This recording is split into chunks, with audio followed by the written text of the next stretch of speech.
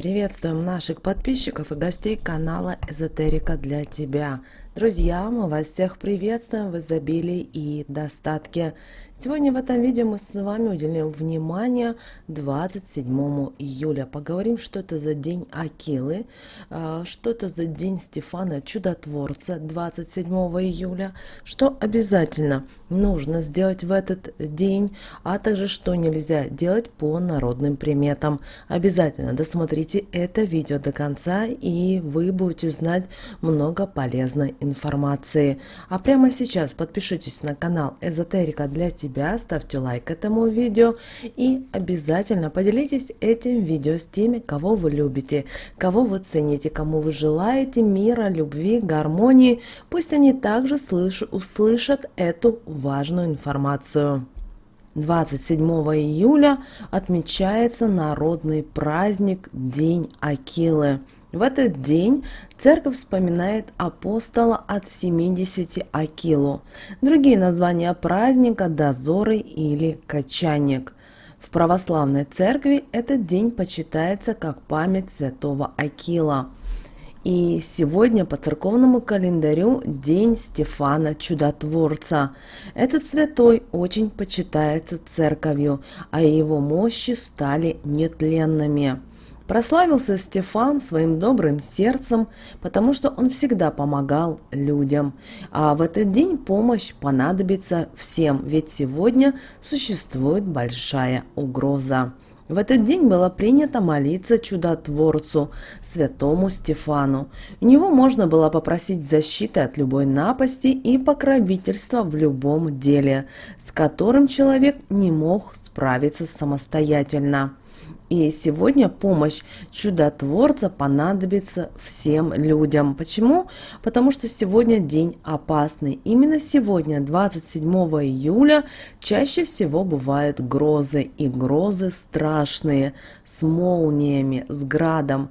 И они были главной опасностью того времени, от которых люди часто гибли. Однако все-таки со временем люди заметили, что в одни деревья молнии ударяют намного чаще, чем в другие. В это время, 27 июля, уже середина лета, и погода славилась своей непредсказуемостью. Сильный ветер в сочетании с грозами могли уничтожить урожай. А чтобы обеспечить его сохранность, люди выходили на ночные дежурства в поля. Назывались эти дежурства дозорами, отсюда и народное название 27 июля – дозоры. Если вдруг поднимался сильный ветер или начинался пожар, то дозорные били тревогу и случившееся всей деревней поправляли. Крестьяне считали, что в вихрях летает нечистая сила, а то и сам дьявол. Если во время грозы в такой вихрь попадет молния, нечисть обернется домашним животным, птицей, а иногда и ребенком.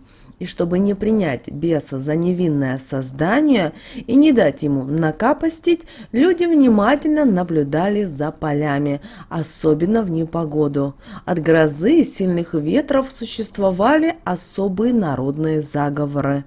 Люди особо боялись ударов молний, а чтобы обезопасить себя, полагалось молиться Пресвятой Богородице. Впрочем, со временем люди научились различать: в одни деревья молнии ударяют чаще, чем в другие.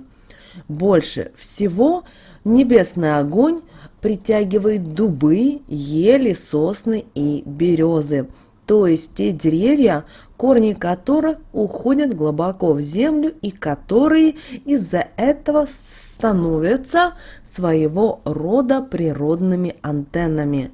А вот тополь и орешник молния попадает крайне редко.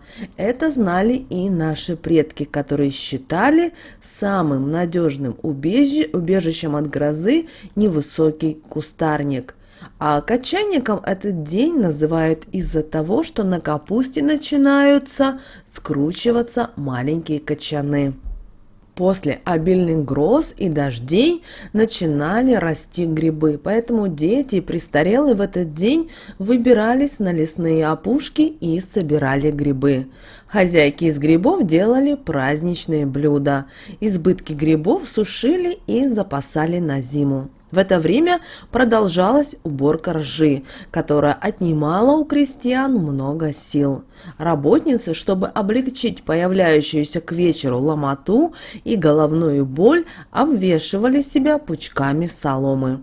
Поясницу во время страды обвязывали поясом из соломы, а на голову надевали соломенный венок. После работы отдыхали на ржаной соломе, веря, что она даст человеку и силы, и крепость. Ей приписывали даже целебные свойства. 27 июля крестьяне всячески старались угодить славянскому божеству полевому, владыке полей. В этих целях в конце поля по окончании жатвы хлеборобы выставляли для полевого глиняный горшок с кашей, а рядом с ним пучок ржи. Считалось, что так можно обеспечить знатный урожай зерновых уже в следующем году. Что же нельзя делать по народным приметам 27 июля? Без особой надобности лучше не выходить из дома. Наши предки были уверены в том, что 27 июля нечистая сила обращается молнией и может нанести человеку большой урон. Не стоит сегодня и надевать одежду темного цвета, чтобы не вызвать отчуждения людей, а также минимизировать собственное раздражение и плохое настроение. Не рекомендуется сегодня, 27 июля, давать в долг. Именно этой суммы вам может не хватить на какое-то важное дело в будущем. В этот день запрещается и вести переговоры. Говорят, что 27 июля – это неблагоприятное время для того, чтобы налаживать деловые связи.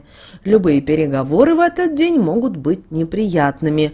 Они предвещают опасность для вас, и сделка, к сожалению, ничем хорошим точно не закончится. Лучше перенести важные переговоры и совещания, дела на другой день. Также сегодня, 27 июля, не выбрасывайте остатки со стола.